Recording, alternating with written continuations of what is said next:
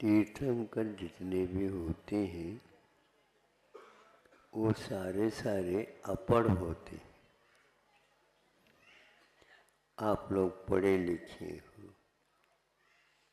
और तीर्थंकर अपढ़ होते, यानी उनकी पढ़ाई कहीं भी नहीं होती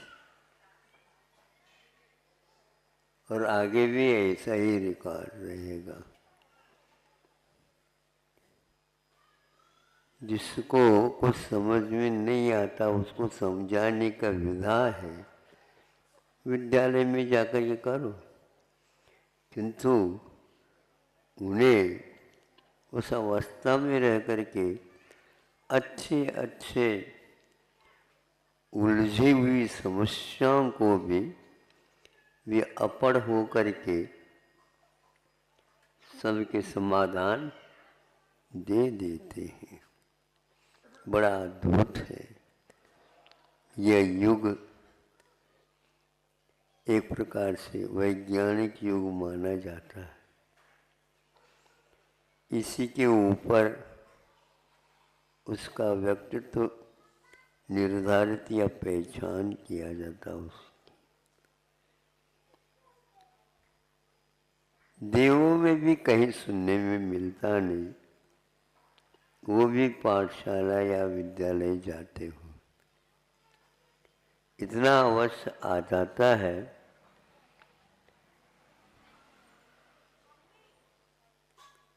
वो गुरु कहलाते हैं। वो स्वर्ग में बृहस्पति ये वार के ऊपर गुरु कहलाते हैं, लेकिन कहीं विद्यालय की स्थापना उन्होंने वहां पर नहीं की। इतना अवश्य है उनका विशेष क्षोभशम होता होगा, इसलिए उनको बृहस्पति कह करके पुकारते हैं।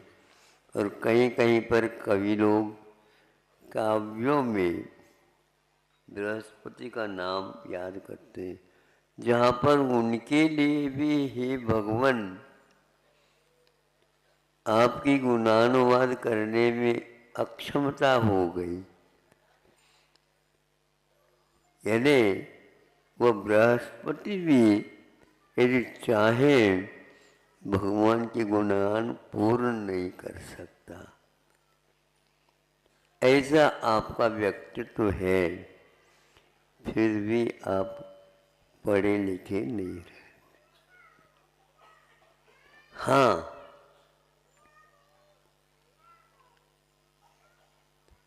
समझ में नहीं आता ऐसे नहीं, समझते नहीं, इसीलिए विद्यालय खोल करके उनको समझाया जाता है। और समझाने के उपरांत भी जिसको समझ में नहीं आती है तो हम तुम जैसे में उनका समावेश हो जाता है। आप अपने आप को पढ़े लिखे मत समझो।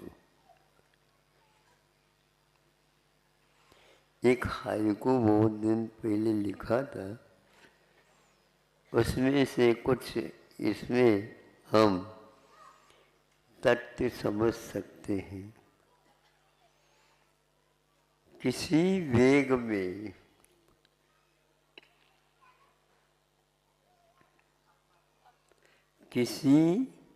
वेग में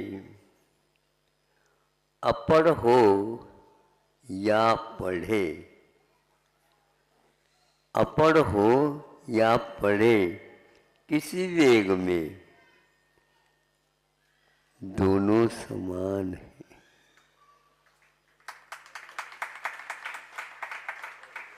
अपढ़ को भी उसी श्रेणी में हम रख सकते हैं और उसी श्रेणी में और देखते रहते हैं। और इधर से जब हम तुम देखते हैं तो न ही उन व्यक्तियों की हम गिनती कर सकते हैं और न ही उनकी खिड़कियों में कौन खड़े हैं, दरवाजा में कौन खड़े हैं, और रेल के, सुन रहे हो आप, रेल के डिब्बे कितने हैं उनकी गिनती भी नहीं कर सकते, क्योंकि वह वेग में है।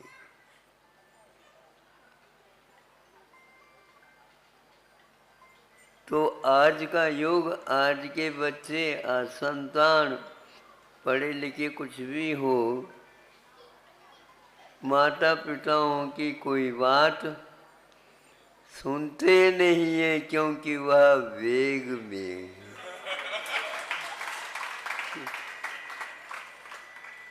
बहुत वेग में। माता पिता सोचते भैया कुछ कहो नहीं तो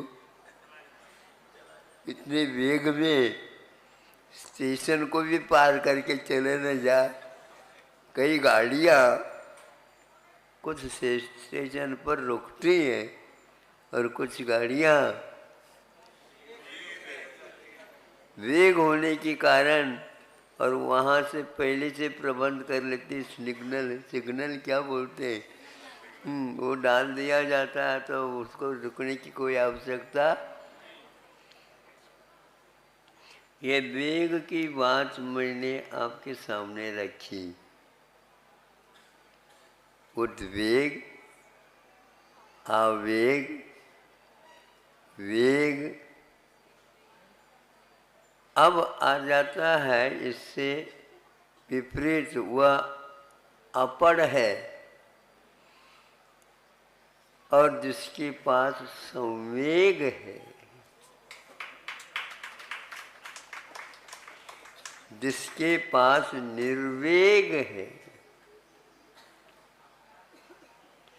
और वह उस संवेग के माध्यम से, निर्वेग के माध्यम से दूसरे को शांत कर सकता है, किंतु उद्वेग के माध्यम से शांत को भी अशांत किया जाता है। आप कौन सा कार्य कर रहे हो बताओ? ध्यान रखो, ज़्यादा करोगे हमारा माथा तप जाएगा।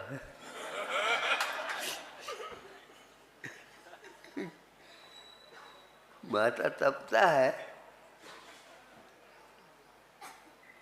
और जो संवेग के माध्यम से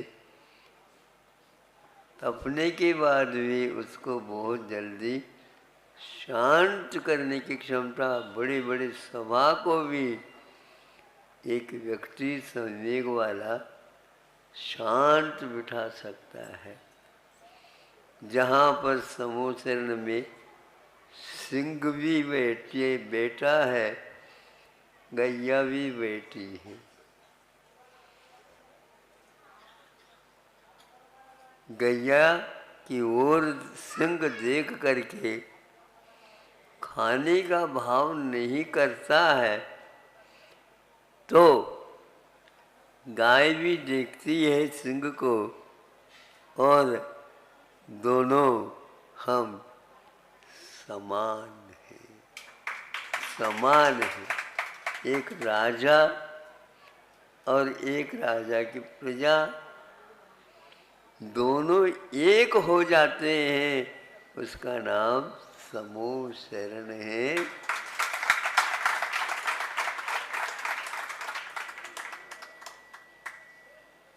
हमें कुछ करना नहीं, हमें ज़्यादा कुछ पढ़ाई करना नहीं, बस वेग को देखते रहो।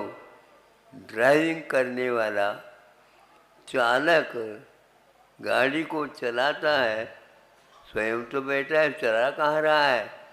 बिल्कुल गाड़ी चल नहीं रही है, भाग रही है, लेकिन इसके हाथ में संवेग, आवेग का अभाव होने के कारण सारे के सारे हजारों यात्री विश्वास के साथ बैठी है। इतने वेग में कोई भी एक्सीडेंट हो जाए तो वो कैसे जाए? वह जागृत है। हमें जागृति की आवश्यकता है। हमें जागृति की आवश्यकता है और पढ़ लिख करके हमें बैठने की हमें आवश्यकता नहीं। हमें तो शांत होने की आवश्यकता है। इसलिए जगत काय स्वभाव व संवेग वैराग्यार्थ,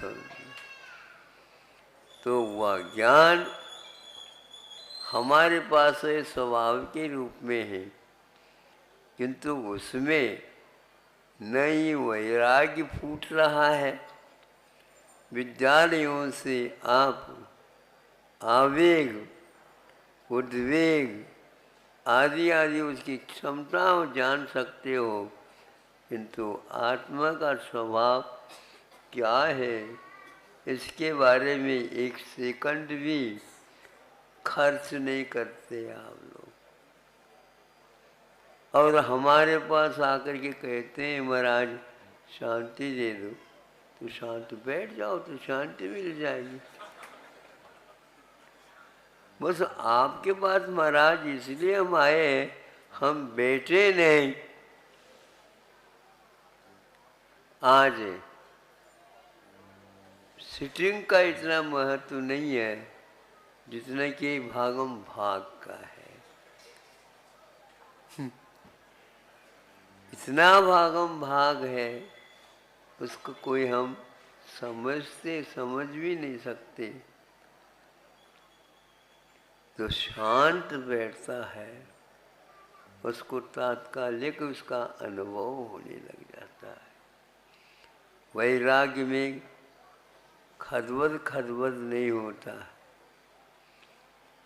आवेग में वह कभी शांत बैठ ही नहीं सकता, उछलता रहता है। तो आज की विद्या उछाल सिखाती है।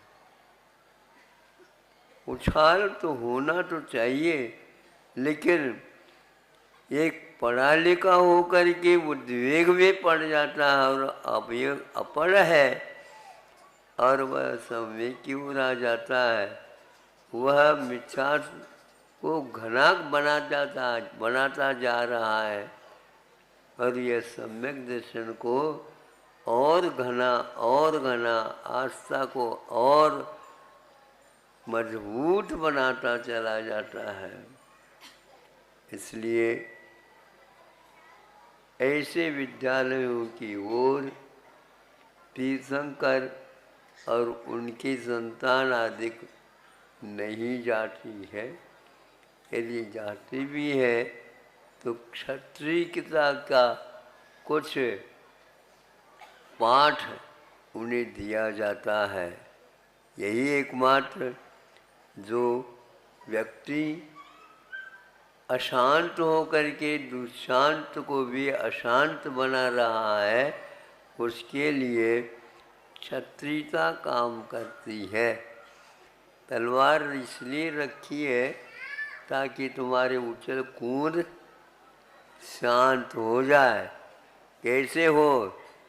यहाँ ला करके रख दो।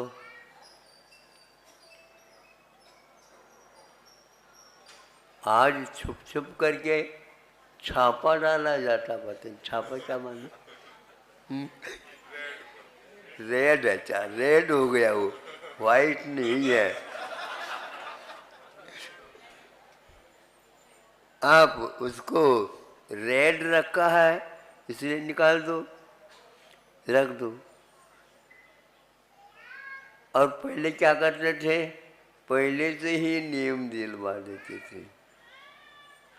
तो ये वो क्या कहता, व्यापारी व्यापार करके आ जाता है, लेकिन मौलिक जो कोई भी वस्तु है उनको वह अपने पास न रख करके राजकोष में ही वह जाए राजा के सामने भेंट के दे। बरसों व्यापार करके आते हैं, जहाज भर भर करके लिए आते हैं, किंतु ये सब भगवान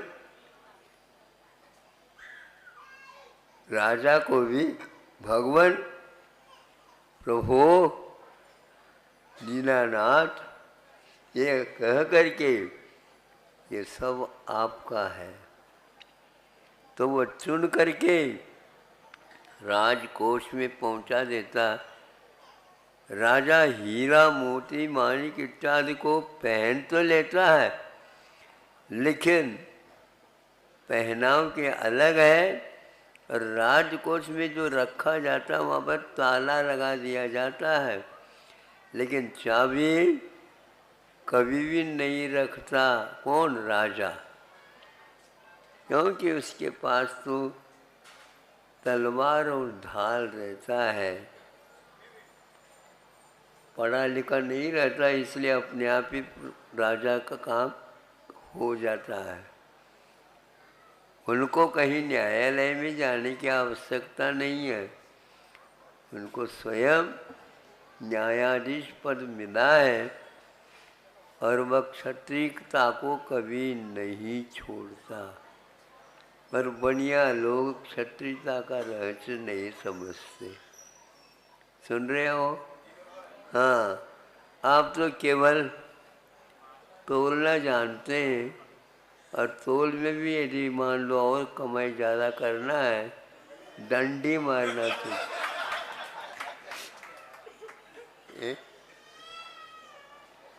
मतलब आप किसी को मारते नहीं, तो ऐसे मार देते हैं डंडी मारने के उपरांत, फिर आप क्या करें? इसलिए सम्यक दर्शन की प्राप्ति के लिए बार बार मैं कहता हूँ, सम्यक निर्वेग की आवश्यकता है, वेग को कम करने की आवश्यकता है, और शांत बैठने से ही विशुद्धि लब्धि प्राप्त हो जाती है। और विशुद्धि लब्धि के बिना सम्यक दर्शन की भूमिका बनती नहीं है। इसलिए चुप बैठो। चुप बैठो क्यों? चुप बैठने से ही ज्ञात होता है कि कौन किसका कर्ता, कौन किसका अधिकारी स्वामी, और कौन किसका भोक्ता। बच्चों को बच्चे भोजन करें तो जल्दी जल्दी न करें, इस प्रकार की बेटा धीरे धीरे खाओ ताकि पच जाए। हाँ, दांतों का काम यदि आंतों को दोगे तो दांत बहुत जल्दी गिर जाएंगे, और आंत के ऊपर ज़्यादा जोर पड़ेगा। इसलिए जो कमज़ोर व्यक्ति है उसके ऊपर ज़्यादा बर्डन भार दोगे तो कोई भी उसका आभार नहीं मान सकेगा। ये गलत बात हो रही। तो इसलिए पढ़ा लिखा भी यदि आवेग में आ रहा है उससे आप बचो। ये आर्यों के साथ संगति रखने के लिए हमें उपदेश दिया गया है। आर्य के साथ संगति रखो, आवेग वालों के साथ संगति नहीं रखो, क्योंकि उससे आपका भला कुछ भी नहीं होने वाला है। संगति अच्छी बनाए रखो। इसीलिए कहा तो वह पढ़ाई जो हो रही है और कोई संगति उसमें मिलती ही नहीं। सब विसंगतियाँ, पिताजी माँ आदि शांत है और आज युवा शक्ति अशांत है। इतनी अशांत है इसको हम कह नहीं सकते। तो स्वर्गों में भी हमेशा विशुद्धि ऊपर ऊपर बनी हुई रहती है, इसलिए उनको पाठशाला की कोई आवश्यकता नहीं होती है।